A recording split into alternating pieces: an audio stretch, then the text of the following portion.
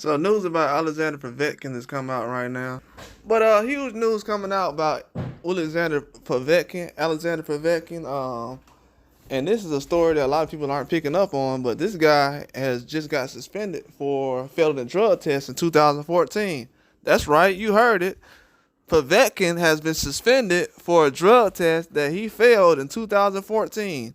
The results have just came back from an organization, international organization that's dealing with testing, and they have just came through and gave him a suspension from 10 years ago. And that's not the creepiest part about it. The creepy part about it is he's been retired for 2 years now. And he's not really even thinking about fighting at the moment. And for some reason, he's just been handed a suspension. And does that put everything in a good position? No, it doesn't, as far as the sport or anything else, because it kind of puts a black eye on the situation and it makes it look like it's not really an organized thing that's going on in boxing right now. I know people said recently, well, the PEDs don't really make that much of a difference. Well, this guy's getting suspended for something that's not much of a difference.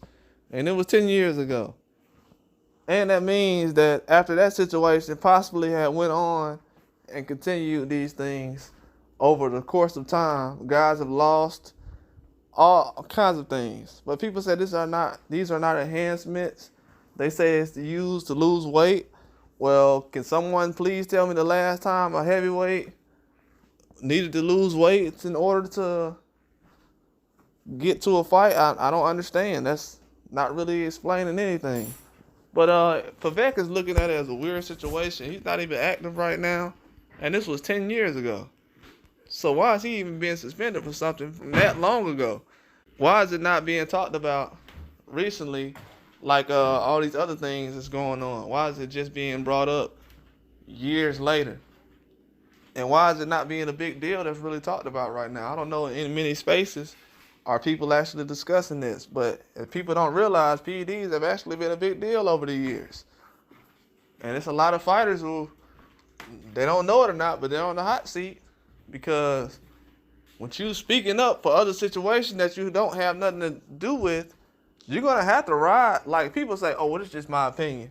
Okay, well, your opinion or you speaking too much will have you in a position where in the next couple of years, you're not going to have no kind of avenues or outlets or way outs if you fail a PED test. If you're a guy who against it, or if you're a guy that's for it, or you don't really care, well, we're going to see. But based on your answer, we're going to figure out that most of you guys are dibbling and dabbling, possibly. And with Povetkin, this was 10 years ago. So just imagine the guys they haven't sent the letter to yet between those 10 years.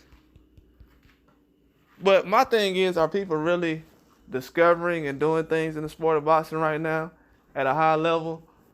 Are they really trying to do the best things they can as far as bringing the sport of boxing to a high level by cleaning up the sport? I don't know if everybody wants a clean sport now. I used to think everybody wants a clean sport, but now it's becoming almost like a boogeyman, or people looking at it like, oh, well, you shouldn't say anything. You're wrong for speaking up and trying to help the sport of boxing out if you call out cheating in boxing. So, I don't know, man. Now we're in a generation now where cheating is advocated.